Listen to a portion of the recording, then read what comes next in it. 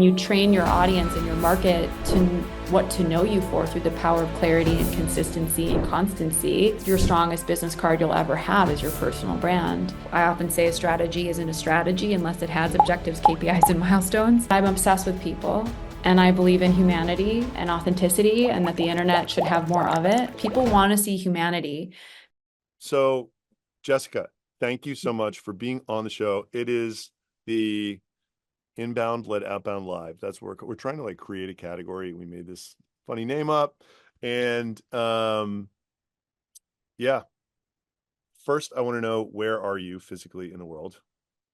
I'm currently in Nashville, Tennessee, where I live. Awesome. Yeah. How long do you live there Yeah. for? Um, well, I'm originally from Chicago, but I've been coming back and forth for about 3 years, living half the year in Nashville. And my husband and I just formally moved in March, but I feel like I've been living here pretty much, pretending to live in Nashville. It's an amazing city, and we we're building a house in the woods, like in the middle of nowhere. I'm very excited about it. Incredible. Yeah. Incredible. I tried doing that and stopped. Construction such a disaster. Okay, so tell me about Simply Be, what it was, what the Yeah. outcome was, and your Yeah. journey with this whole area of study of personal brand. Yeah.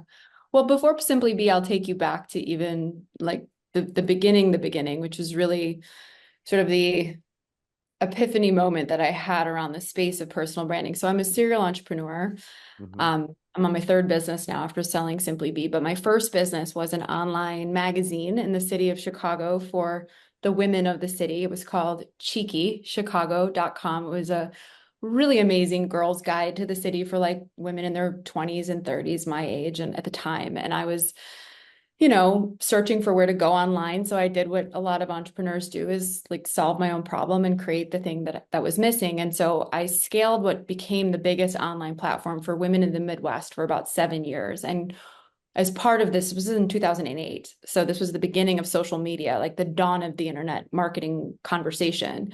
And we had been, organically attracting this mass audience of women. Like we could push a button and reach basically, 200,000 women in the Midwest and in Chicago. So brands like Nike and Coca-Cola and Lululemon and Bloomingdale's, I mean, I could go on and on. We worked with over 200 brands in those 7 years, were coming to me saying, how do we reach these women? And so I had just an innate kind of aptitude for social media from the very, very beginning. But the real inflection point came actually when I left that business in 2014. Transparently had a pretty toxic relationship with my then business partner. I'm sure many people on this call can relate to the challenges that come with that relationship. And was just ready to go off and do my own thing. And I had no strategy. I had no website. I had no client. I know nothing. But I knew I wanted to go off and consult. Like that was going to be the next thing that I did, because I knew a lot at that point about marketing and branding by working with the biggest brands in the world. And I have this little tattoo here on my wrist that says Simply Be.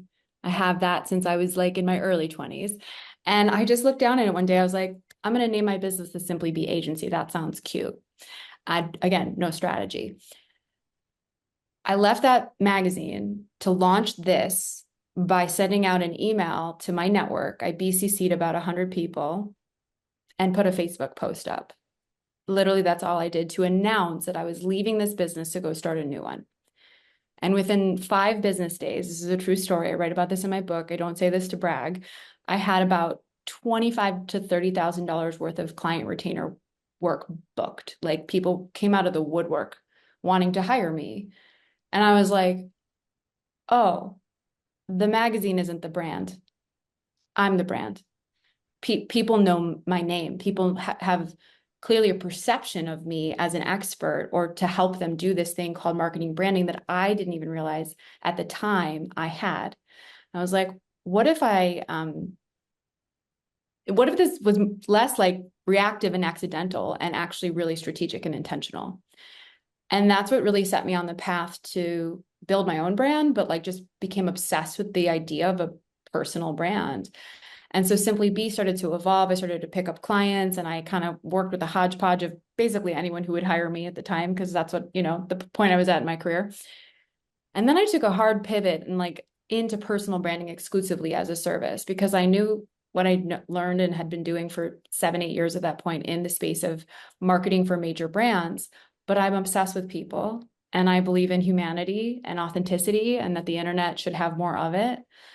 And so I combined sort of those two passions in this like real clear value prop for Simply Be as a personal branding agency.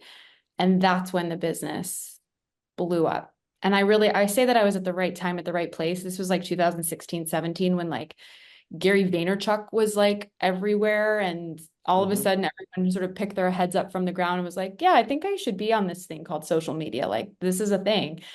And I was just in the right time at the right place. And I went, from one person, one woman consultant to about 30 full-time people in less than 5 years. And just was exponential growth, and opened up 2 offices in Chicago and Nashville, wrote a #1 best-selling book, trademarked my methodology on how to brand a person, which I found out in the pandemic was a blessing because we innovated and had to pivot as everyone did. And I turned that curriculum into a DIY format and realized how teachable it was to the masses. So I've created multiple courses, I've taught multiple workshops, go into all sorts of corporate companies actually and teach this to leadership and executive teams down to sales team and even like junior level employees, because I believe everybody needs a brand no matter where you are in your career, especially entrepreneurs, founders, and leaders and CEOs. But I think knowing your brand is knowing what makes you you, and how to articulate that clearly and quickly, and authentically in a way that people can connect who've never heard of you before. And that is a superpower. And so I believe our work changes people's lives as much as it does their businesses. Um, just to finish this tail end of the story where we are now, Hawk Media, the company that ended up buying it, I don't like to say buy me because they didn't buy me. I wasn't for sale. That's called my business. Um, Knocked on my door for like 2 years. Like, they were really consistent. They like just didn't leave me alone. And I wasn't ready because I knew the business was really going to take off even after the book launch in 21. And I finally seriously entertained their call in the summer of 23. And we were officially acquired in December of 23. So we started the year as a Hawk Media company. And that's been its own journey, and love to share if anyone has any questions about, the acquisition process. But I love Hawk Media. They've been wonderful. And there's nothing more truly that I love than helping people build their brands. Because like I said, it's so much more than just perception. It's like empowerment. Respect. You're Yes. awesome. Incredible story. And so like I'm just trying to get my head around the timeline. So you're in 2008, you started this agency? No, 2008, I started my magazine. Right. It left in 2014 to start this. 14. That's And then I still kind of like, wild. yeah, Like that's when I started my first company. And like if you would have said the words personal brand to me at that time, I would have it would have sounded Greek. It would yeah, have sounded like yeah, something I'm just like, I don't need that. I don't want that. I need to like sell on phones to people. yes, interesting. It's so, but I guess I'm not an early adopter and you're just like the Like I innovator. said, Like, I look a lot younger than I am, I think. I've been around a while.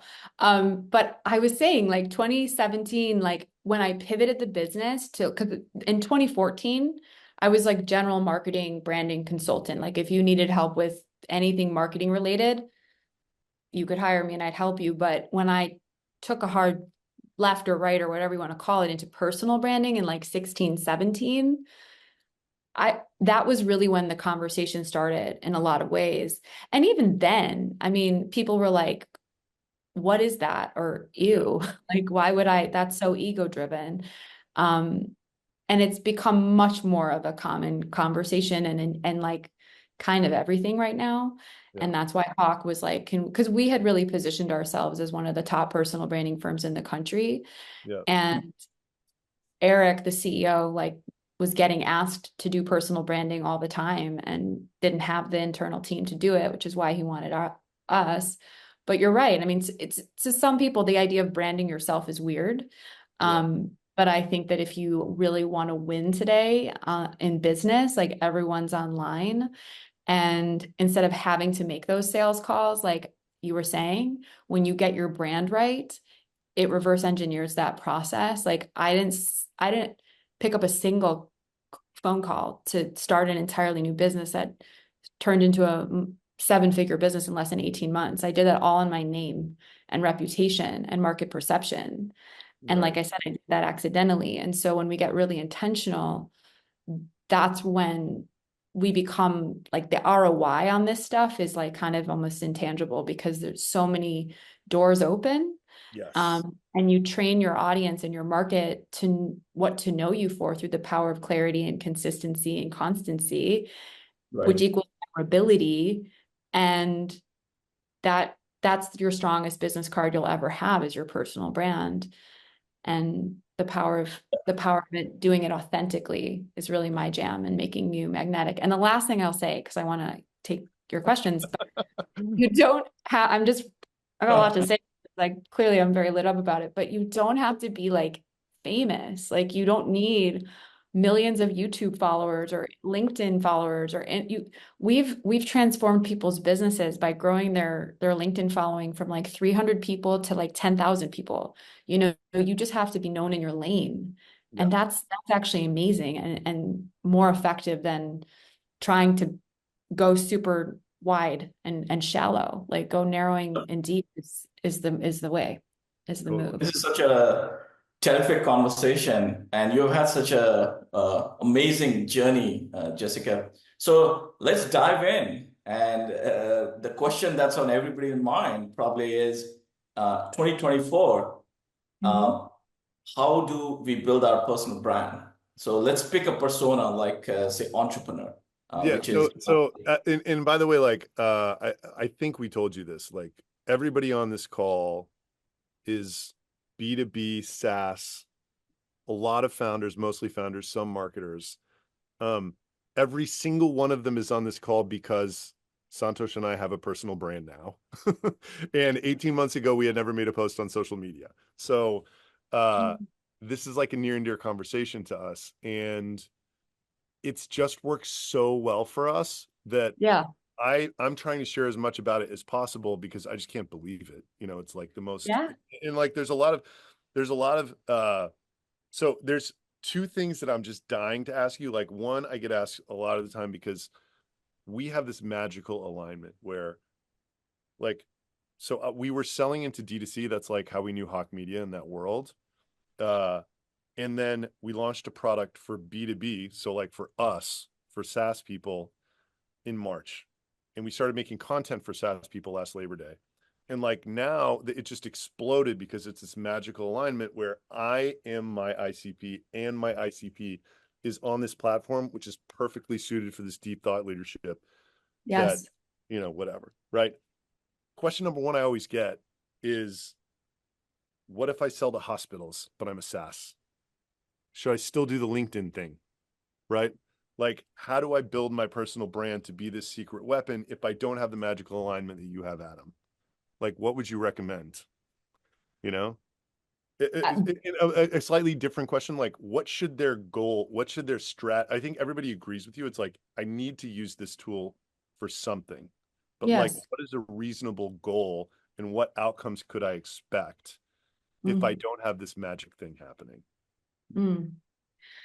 So B2C, B2B, D2C, da da da da da. Like I feel like at the end of the day, we're in the P2P industry, people to people. Like people do business with people. And I love that you started on LinkedIn. I think that's like social media is more powerful today in 2024 than it's ever been. Um, but what I feel like you've probably done, Adam, in a very like accidental way too, is be yourself, like be a Oh yeah, human, for sure. More than right? Like, anybody on LinkedIn, right. and that cuts through on LinkedIn, by the way, because It everybody's cuts through it. acting like they're at work. Yes. Yes. LinkedIn. We could do this whole, I could do a whole hour on LinkedIn alone. We can definitely talk about it, but you being yourself cuts through any really truly everywhere. You just have to stay consistent with it. Um, and to go back to Santosh's question, like what do we do? Where do we start? Um, I I would love, I mean, I'm not doing a shameless plug for my book. Like I'm really not, but you should go buy it. I will shamelessly plug. Everyone go buy my book. But this is the entire framework and methodology of what we did at the agency. This is all trademarked methodology. And I have a very clear like process that I would just I'll walk you guys all through on just how to think about it. First is, I believe, messaging. Like, yes, you can create a ton of content and like crank social posts and blogs and emails, but like, if your message isn't clear, if your brand identity isn't sharp, it's just going to be noise. People aren't going to feel it. It's not going to pierce through at the end of the day. So I have this framework that's my number one foundational framework called the personal brand hologram.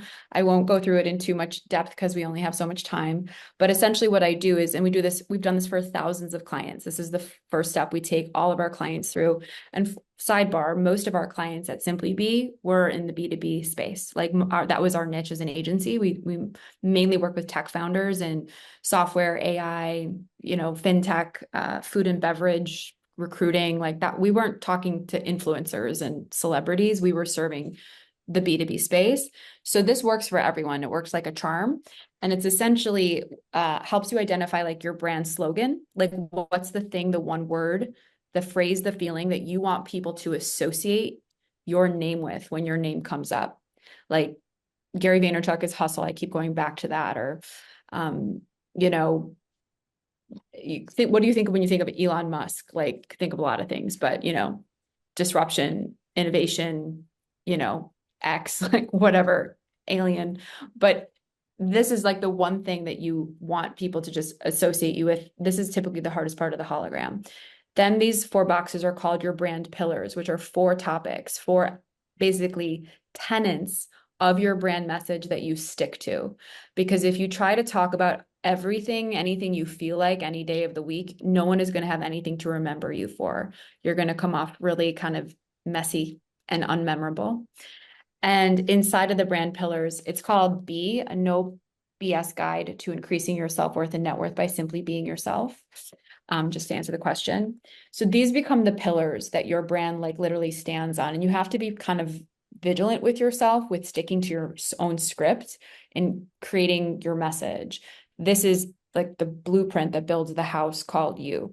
And then inside the pillars are called the unique insights, these little bullet points, so that you can really extract what makes that part of your brand yours and yours alone. So you might be a tech innovator, you might be a financial leader, you might be a incredible father. You might want to incorporate that into your message, but like, what is it about your approach to fatherhood or your approach to technology or whatever that is unique to you? And that's where the hologram really starts. It helps us get clarity in the brand story, because if you don't have a brand story, your content is going to be blurry, and we can't have blurry content today. It has to be razor sharp. From there, I have another tool called the Supernova, which is pretty much a Venn diagram where I challenge the reader / the client / my team to combine those pillars into 1 + 1 = 3, essentially. So if I combine like fatherhood with leadership, like what else can I talk about now? And this is the idea of the Supernova, to explode your mind with new ideas for content. And this is a really great practice if you're not a content creator and you're more of a technical mind. This is why this framework works so well, because it's super pragmatic, actually. You don't have to be exceptionally creative to do it. But once you're done with those 2 tools, those 2 exercises of really honing in on your 4 content pillars, your kind of brand slogan, and you start to play with how those things come to life together, you have a foundation of what your message is, what you're going to start talking about, how it can come to life through blogs, through social posts, through email newsletters, through keynote talks, through programs, through webinars and white paper. The next piece is where you actually say it and who you say it to. We have to know our audience. We can't be everything to everyone, or we're going to be nothing to no one.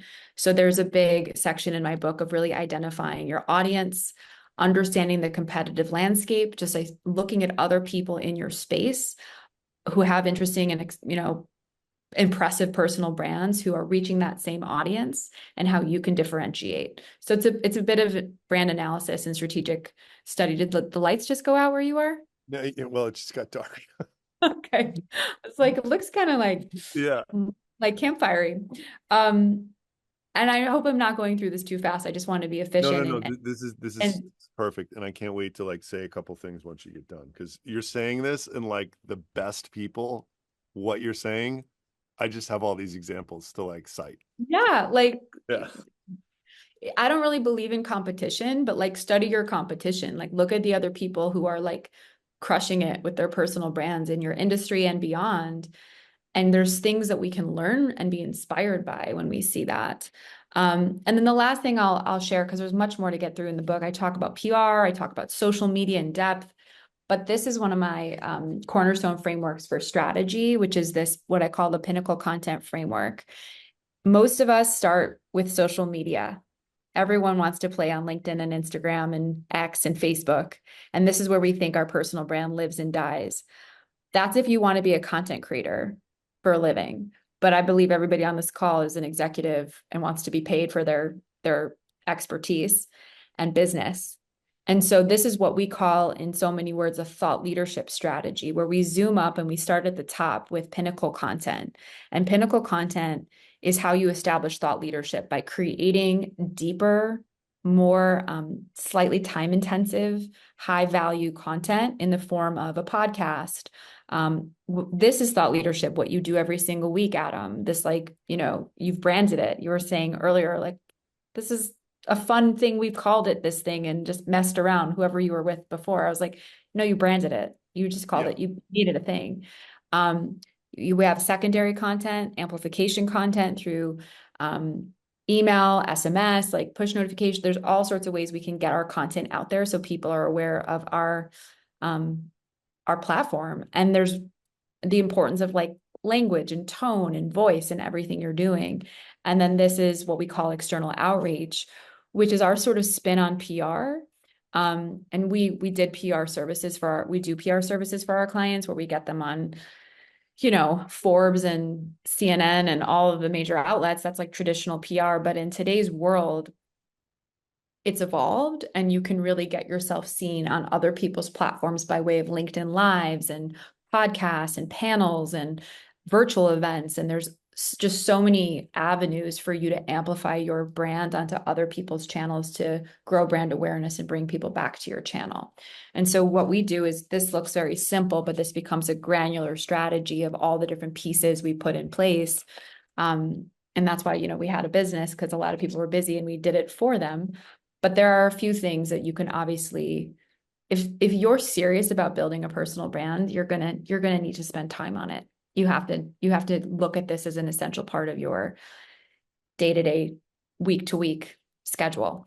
So that's, I'm done. You can ask me anything now. It was a fire. The first thing I'm going to ask is how much time? Because like I view it, again, we have this magical alignment. It's actually all of our marketing, right? Yep. And it's my whole job now. On Mondays I have internal meetings, and it's in one way or another, I'm either doing guest slots on other people's podcasts for the other people's platform things, or we're like filming for something, or I'm writing, whatever. It's just, I think for me, it's like the future, Yes. and there's nothing like it. But yes. For someone who's just, I hear you, Jessica, every word of it. I bought the book. I'm going to read the whole thing, but like, how much time am I going to need to spend on this? You're going to probably, I mean, I want to answer this very intentionally because I don't want people to like, freak out, but like it takes time.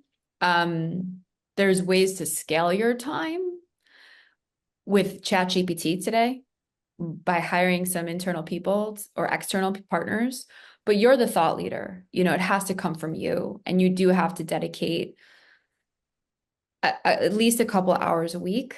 I mean, it sounds like your business has evolved, Adam, where like you have the systems and structures in place and you understand the value of the ROI of what you're doing by getting that visibility. And so that's become your number one priority.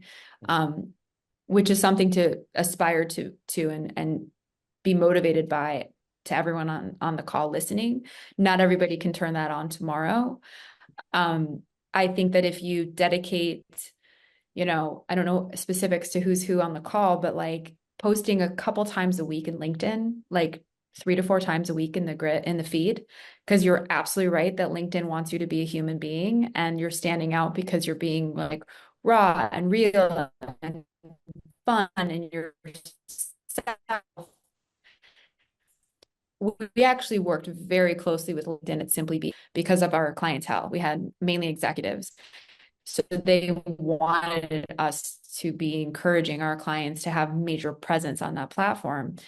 And to just be a content creator on LinkedIn today is an edge, because so few people are creating content there today. Most people use it as a content consumption channel of like the news, and what's happening in their industry. But if you create content just strictly in the feed, you're winning. You're a step ahead.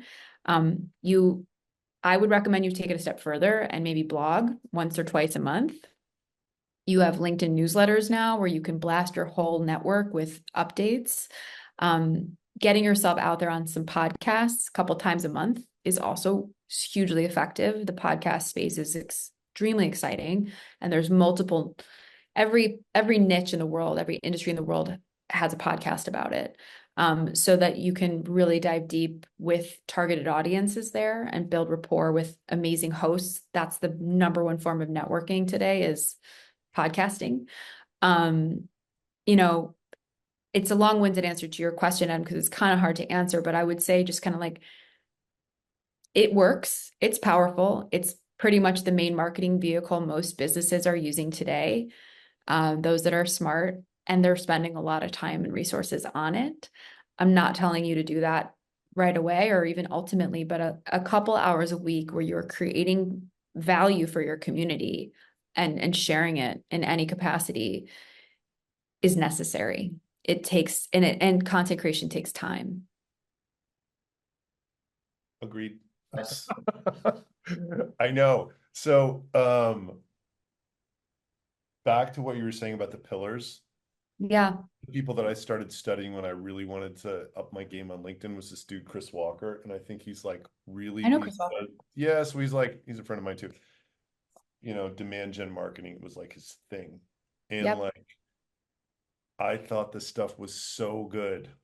And then I spent weeks looking at his stuff, and I'm like, wait a second. I listened to like 100 podcast episodes. I'm like, wait, like this guy's talking about 5 things, literally. Like I made a spreadsheet. I'm like, here are the things he's talking about, and here are the things that I could talk about, which like kind of would be my version of the things he's talking about. That's Yep. literally how I started when I started writing for B2B, and it worked great. Yeah. Kind of like this idea with anything, right? Like politics or media or like whatever. It's like he's a master, in my opinion, because it's like he's so good at writing that you don't realize he's saying the same thing he's been saying for 5 years. And then he wraps it up, and it's like, that motherfucker just got me on multi-touch attribution again. Like, how did he Yep. do that? Yep. Like Yep. it seems so fresh and so real, Yeah. That's where that Supernova tool comes in. I mean, people are like, you create your message and you're like, okay, how do I make this never boring, but never off brand? And that tool really helps you come up with new and constantly new ways to talk kind of about the same thing, because you are who you say you are to your audience over and over and over again. You train your audience how to see you through the power of your content. And he's mastered that. And that's amazing that you took that from him, because it's how it works today. You have to stay consistent. That's how you stand out and rise to the top, essentially. Amazing. Can we get some just from the audience? Like, I'm like on the edge of my seat right now. Are you guys enjoying this info? Yeah, exactly. I mean, I just feel like this is so good. This Yeah. is amazing. Let me ask you a question while we're waiting for some more. So you spoke about authenticity. Yes. In B2B, are there still do's and don'ts to authenticity while staying true to your values? I mean, that's a different, how do you bring your values and biases and beliefs while staying authentic and maintaining some kind of, I guess, some do's and don'ts that so you don't cross the line. So you're talking to a very biased woman. Okay. And I feel like, I mean, don't be a dick, don't be inappropriate, don't talk, don't go too political, don't call people out. Sure. I'm sorry if I just swore, but I'm just, come from your, I think the biggest do, Mhm. this is really the unlock and the reframe that all of our clients like had to have, because many of our clients like were CEOs of major tech like tech companies that wanted nothing to do with being in the public eye, but it was like their CMO who was like, we need you as the CEO to be out there, and they kind of like dragged their heels into our office. Mhm. And at the end of the day, when you really craft a message that is what I call of service, meaning every single piece of content you create, you are thinking and connecting to the person on their computer or their phone that's going to receive that content. And you're Mhm. there to help them, you're there to educate them, you're there to inspire them. And if you come from a genuine like motivation to be of service, you're never going to come off egotistical. And if people think that you're being egotistical because you have a brand, then that's not your problem. That's theirs, for the record. That's a projection. But to not be like self-promotional and gross and make it all about what you had for breakfast or how well your business did. Like, people want to see humanity, people want to Mhm. see authenticity, but they want to see it in service of their own businesses, their own Right. team, their own industries, so that they come to you as an authority and a trusted resource because they can feel like you care about them. And that has to be a come from, and people can feel that energetically. Another thing, to answer your question, if you don't mind, am I allowed Mhm. to share my screen? I'm going to share my screen Yeah, really quick please do. and share something with you. Let me just make sure I have it up. So one of our clients is the CEO of a company called Second Front, and they are a defense technology company. Okay, so like he was a Marine, like magnificent executive, and like one of the most serious, like they work with the government. Okay, so talk about needing to be a certain level of executive polish. And he came to us a couple of years ago, and we also branded his COO, but he's the CEO. His name is Tyler Sweat.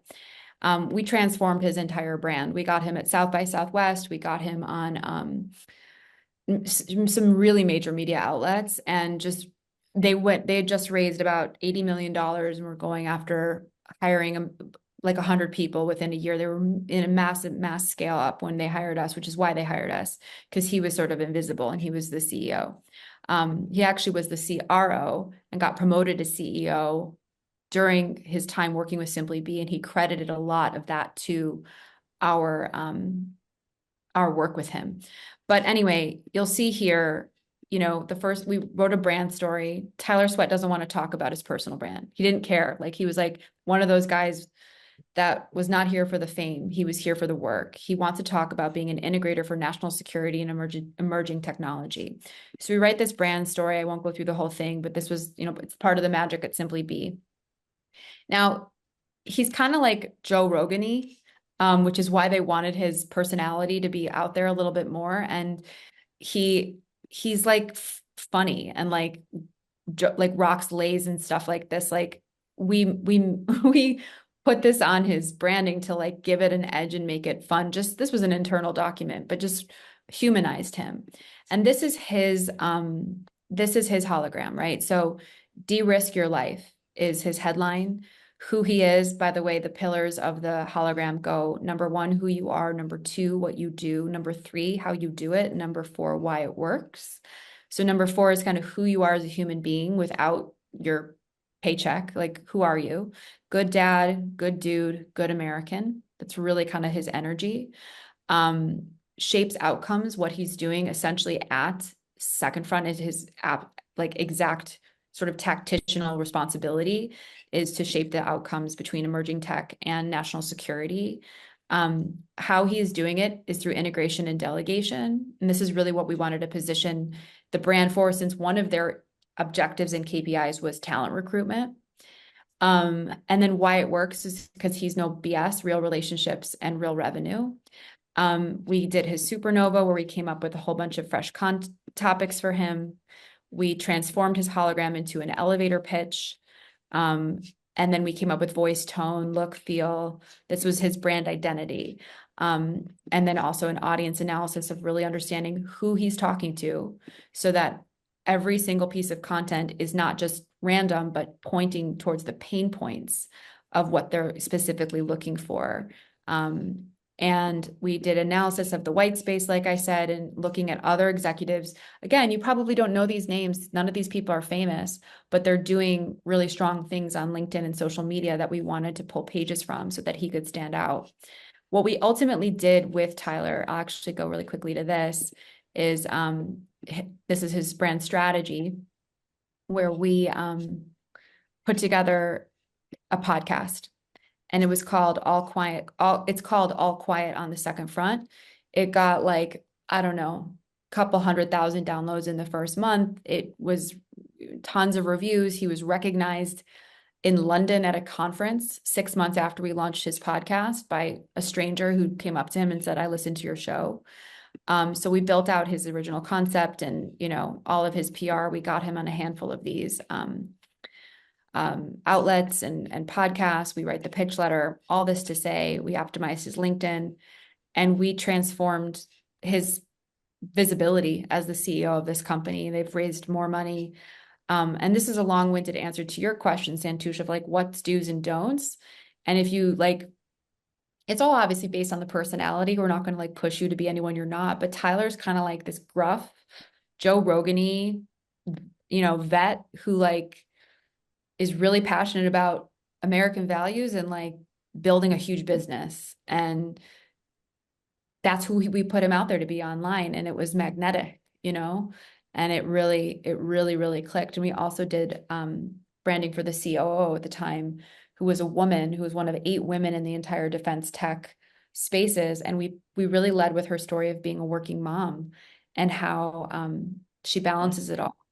And also what kind of leader she is. She's a magnificent leader, but that blew up her brand and got her on 50 podcasts to talk about the balance between executive leadership and motherhood, which humanized the executive suite in a very like tech forward industry that also help with recruitment. So it just depends on your goals, your objectives, your audience. Can we just, what are goals that people would have with this? Right? Because it's when you look at what I'm doing and what I'm yelling about, it's like, oh, we're like, our business is crushing because of this. Why else is this a superpower? So, I mean, I have so much to say about this. First of all, most people come to this space when they're at an inflection point where like them being more visible is going to help them with what they're trying to accomplish, whether they're raising money, they're scaling up, they're about to sell their business, they need to hire a bunch of new people, they're about to launch something new. So really, what's your inflection point? Like, why did you come to this call? Like, why does this space interest you in the first place? Like, what's the potential you're trying to reach? And then breaking that down into, your milestones and your KPIs. Obviously, it's a business driver, obviously. I think that it creates actually like doors to open for you that you probably can't even imagine opening for you, like getting asked to speak, being on someone's podcast, being brought into a deal, referrals, introductions, media that picks you up organically, that exposes you and gives you credibility across. I mean, I got picked up on Forbes. Like I had an organic article in the early days of Simply Be. Like I didn't pay for that. Somebody reached out, a contributing writer, and did a whole article on me, and I called me an expert in personal branding that I wasn't even looking for. But that writer was following me on Instagram, and she was like, I want to do a story about you. And that accreditation of being a Forbes expert changed my business, put me in a different sandbox to talk to people about this. So yes, it's going to grow business. It's going to grow influence. It's going to grow reach. It's going to grow relationships, your network, your credibility. And how you want that to look. Like I often say, a strategy isn't a strategy unless it has objectives, KPIs, and milestones. So really asking yourself, what are the metrics that matter to you? Why are you doing this? And building your message and your strategy from that point. But there's a multitude of ROI that can come from this. So Great. So yeah, go ahead, Santosh. Oh, I was going to ask a question that somebody from the audience just posted. So the example you shared about Tyler was great, but he also had a lot of experience and he was a senior exec. If somebody is slightly earlier in the career or doesn't have the level of experience, how do you go about building the brand? And let me take a pause there and see. I mean, I'm a little woo, so I hope that's okay with you guys. But I feel like everybody has a story to tell. I feel like everyone has their own unique life experience, whether you're 28 or you're 58. And in order to become like a Tyler, you have to start sharing your story. You have to start putting yourself out there and attracting your audience for what you have to say based on where you are in your career. A lot of the companies that hired us at the executive level brought us in to do workshops and trainings to their junior level teams because they needed to know their brand. They needed to know how to communicate their value. They needed more confidence in their own elevator pitches and presenting in front of higher up leaders, showing up on social media, representing the brand. I don't really think that you're too young to ever start this work, and I don't think you're ever too old to start this work. I think every single person has a value based on their own unique resume, their own unique education, their own unique family system, culture, heartbreaks, failures, successes. Like all of that stuff is your story. All of that stuff is actually your gold. And just ensuring that you're always sharing it from service. But I don't think that I think you actually have to get on it even more significantly if you aren't like a Tyler one day, but you want to be, start to build that brand reputation now through this work. I think that it's an amazing question, but I think everyone has a story to tell, and you shouldn't be disempowered by a CEO with a big brand, because if that was the case, then none of us would do this work. And so many people are, and I say this in my book, like there are people out there that are doing the personal branding really well who aren't that great, but they're getting the business that you want to get simply because they're visible and you're not. So, and that's a huge loss.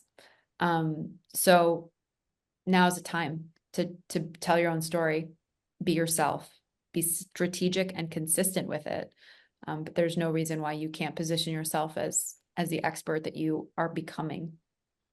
So a few questions have come in about like the time commitment again, right? So like and I know it's not your agency anymore, but like what would someone who worked with an agency, so like I say the wrong thing. I started with a ghostwriter and it wasn't the right Oh strategy. yeah. You know what I I mean? get it. And I've Yeah. been saying start with a ghostwriter because I think in some ways it helped because I watched how people wrote on LinkedIn and sort of started moving in a direction, but there was no strategy behind it, like you're saying. And now there is, and it just emerged, Yeah. but like, I, you know, I have all that stuff now. Like I understand why what I say fits into all of that because Yeah. I know why I'm writing what I'm writing and I know, whatever. So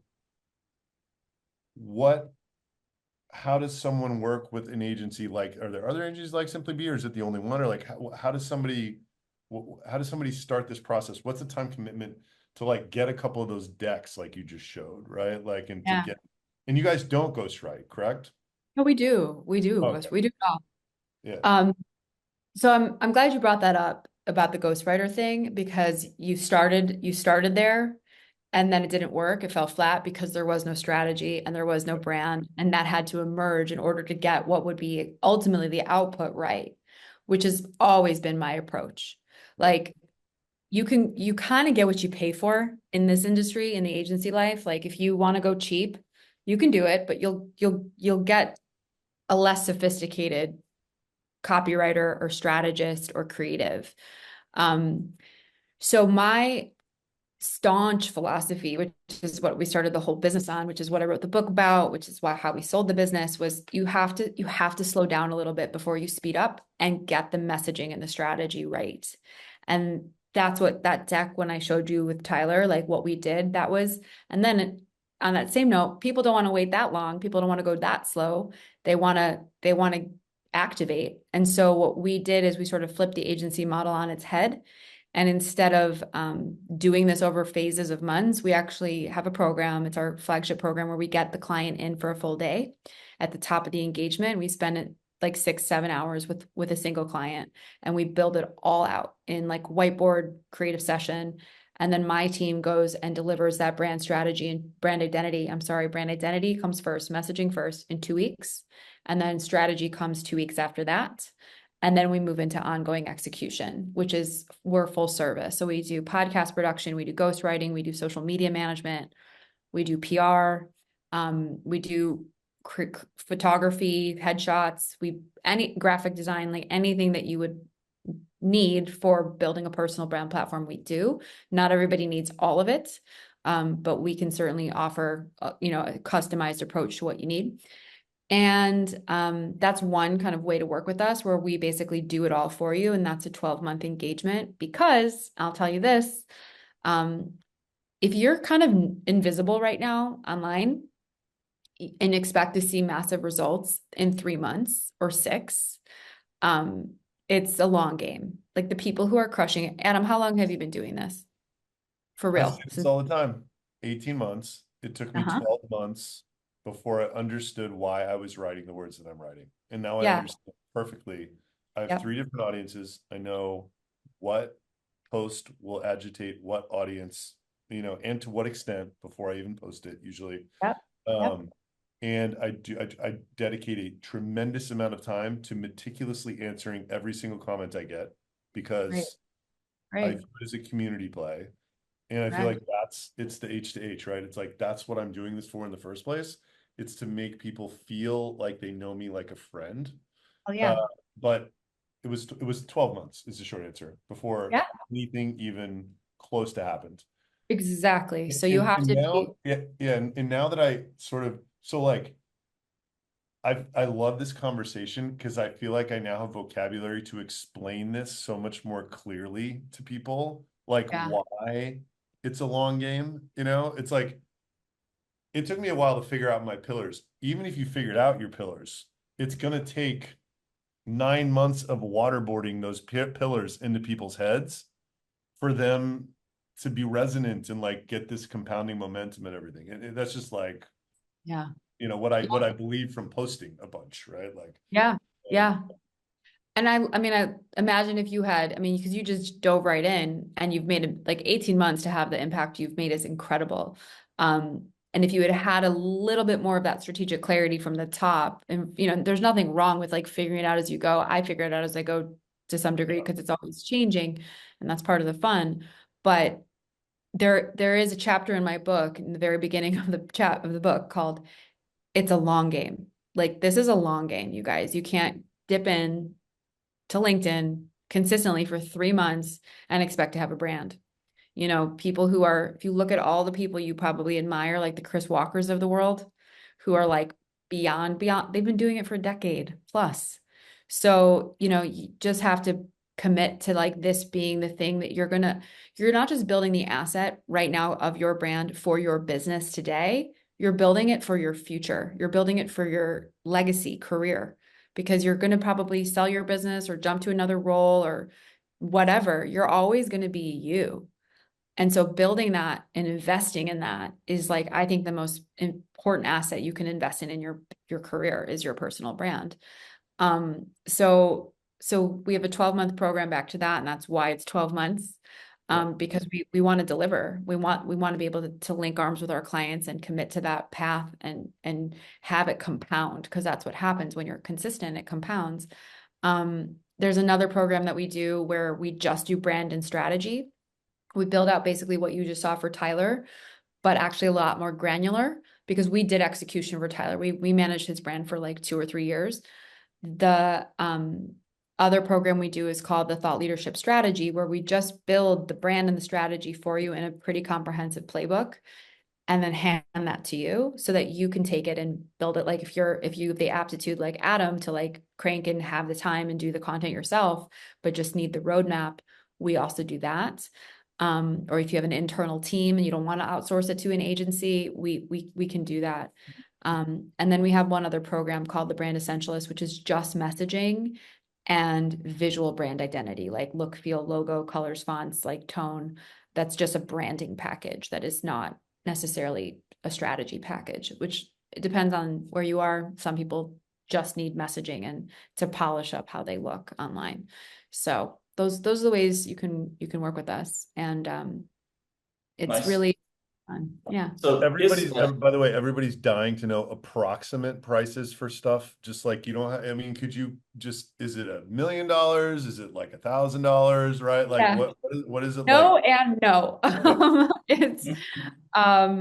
It's so our if you're going into the thought leadership program, which is the 12-month program, you're looking at like an annual investment of probably 150 base. Broken down by month is like, 8 to 10 a month. The thought leadership strategy development is like a one-time fee of around 30, 34. And then the brand essentialist program, which is branding, which is our entry-level programs, around 20. Like I said, you get what you pay for. I think we're pretty competitively priced. If you want to go try and hire a social media agency to do this all for you at $2,000 a month, you'll probably have what Adam had and need to revert and kind of come back to square one. And that's why we never jumped in at execution. We took the time at the beginning to really, really understand the client, the audience, the message, the objectives, the strategy, which channels for distribution made sense according to their industry. Like that stuff is what makes you stand out at the end of the day. So that's the real. That's what we cost. So what are the Go ahead. top three? Go ahead. Yeah, just a quick question. So, Jessica, what are the top 3 reasons why somebody fails to build a brand? So they embark on the journey, but you see them not ending up. They don't make the time. They're not fully in and committed. They have resistance to being seen. They just don't feel like, there's a bit of insecurity there, which I understand. But that can get in the way. They don't know their message. They're just simply not clear, and they don't know. They're paralyzed every time they try to go create something. They don't do it because they're mush and they're spread out in their brain, and they don't take action. So it's it's messaging, it's confidence, it's consistency. It's like all the things that I've been saying. Great question. By the way, I went to go buy your book. I sent the wrong link earlier. I sent a link to your new book. Oh, I have a new book too. Yeah, but I'm getting this right now. Is anybody else buying this book? Has anybody else bought it Oh, it yet? looks like some people bought the wrong book. Yeah. That's okay too. Yeah. Awesome. So somebody was Buy all my books. somebody's like, those prices are insane. What can I do? My answer was buy the book. You guys, I'm serious. This is why I wrote the book. I wrote Yeah. the book. Like this book is what, $25 right now on Amazon. I don't even know. I talked to my lawyer. I talked to my dad. They were like, "Are you sure you want to give it away in your book? Like what you're doing at the agency?" I was ridiculously generous with this book. I read a lot of marketing books as research for this book, and I was like, these are stupid because they don't give you anything and they just want you to pay them more money to give them the real goods. And I took an opposite approach with this book, and I gave you the keys to the kingdom. The caveat is that you have to do it yourself. But I say, and they did come, I got a lot of clients who read the book because they were like, I need more help with this. However, if you read my book, it's part workbook. I mean, it's a book, but there's tons of frameworks and exercises and tools. And if you read my book cover to cover and you get out a pen and you do what I tell you to do, you will have a brand and a strategy by the end of the book. that is my commitment to you. So, and I've sold 100,000 copies of this book. So people have seen results from the book. So would love to welcome any of you into Simply Be if you want to have a conversation. This was not a sales pitch at all, but if you guys need the help, come find me. But at the very least, get the book. I got the book. I'm gonna read it. Great. Man, this was awesome. I don't know what I expected, but this was not it. What did you expect? I don't know. I just didn't know. I just There is didn't know what you were. I didn't know what you were gonna say, and I had never heard this, despite being very in this world. I had never heard this explained like this. You know, that's telling me not to be a dick. So yeah, like for instance, somebody asked a question about pillars earlier, right? Yes. And when I was trying to figure my pillars out, I got this Justin Welsh worksheet and I was trying to like fill it out, but like I didn't do the other stuff first. You know, I didn't understand what it was about me that I was trying to express and who you know what I mean? Like I had not created the character and I was just like, oh, email marketing and e-commerce and like whatever, you know what I mean? It wasn't, that's not Yes, you bring up a really good point. I want to be mindful of time because I know we only have an hour, but I'm so glad you actually said that because that's kind of like the sauce of what I do and what I believe about this space is we are building personal brands, not corporate brands or product brands, but personal brands. And people respond to emotion. That's what drives everything. Every purchase, every referral, every action is based upon emotion. I've heard this once before and I've repeated it my whole career. People aren't trying to be like brands. Brands are trying to be like people. Brands are trying to affect an emotional affinity upon itself constantly. And when we think about in the hologram and the pillars, like when you guys read my book or you do this exercise, and I walk you through how to get your pillars down, but it's not just what you do and why people would pay you money, but who you are and why they should like you and trust you and want to connect with you. And that's based on your humanity. So the hologram is here to reconcile the truth that branding needs to be an exercise in clarity to feel someone's brand in less than 10 seconds. But human beings aren't meant to be understood in that amount of time because we're humans. So how do you bring those two things together? And the hologram is pretty phenomenal because I've done this again for thousands of people and we just get it every time. To create that magnetism, you have to not just talk about e-com and email marketing, but like you and like the things that you're dealing with and who you are and affect that emotion and that personality. So yes, well done, that's Adam. definitely why my stuff now is working. Exactly. Some guy said in a comment a few months ago, he's like, wait, you're just crushing us because you keep telling everyone about all the mistakes you're making as you're building your startup. I'm like, don't tell anyone. Hey, can I tell you something really crazy? So, and Yeah. I gotta jump, but I went, I'm in the middle of a launch right now. I'm launching my new book and my team is helping me with all of these automation sequences. And we work with Active Campaign and like one of my team members didn't click the right button and we sent out the wrong email with it was an internal subject line that went to like thousands of people. It said like BNY sales email number 3. Yeah. I was pissed, but like understood like things happen. So we had to send out like an oops email, like we kind of had to correct ourselves and address it. I sold more books from that one oops email than I did in the entire sequence. Incredible. Yeah. People want you're human. I'm not surprised. Nice. Well, Amazing. Jessica, thank you so much. You're so awesome. Hey, If there's ever anything I great. can do, and I'm sure Santos will say the same, to help you in any way, just let me know. I'm Aw, here for ditto, you. dude. Thank you for having me. No, I mean, this was so Yeah, rad. this was a lovely The conversation. audience, Great thank session. her. This was so great. Everybody will send a recording around. you're the best. Thank you so much for all You this. are too. I was looking forward to this, and thank you for making it work with my schedule. You guys are awesome. Thank you all for being here. Come find me on LinkedIn. You guys don't just request me, like drop me an email so that I can like follow. LinkedIn's a little intense for me. I have a lot of requests. Like just say you were here and let's be friends and don't be a Jessica's stranger. turning 28 next Thursday. That's why she couldn't come. That's right. Thank you so much. This was an awesome session. I had so much fun. Me too. Take care. I'll talk to you guys Cheers. soon. Bye, guys. Bye, everybody. I think if we show up to solve on our calls instead of show up to sell, we show up to solve in our emails, show up to solve in our DMs, show up to solve in our posts, right? Teach me something, build trust that you have a brain. All I'm prioritizing is revenue. That's it. So I'm looking at who we know, who can talk positively about us, who's well connected, and then how do I hit them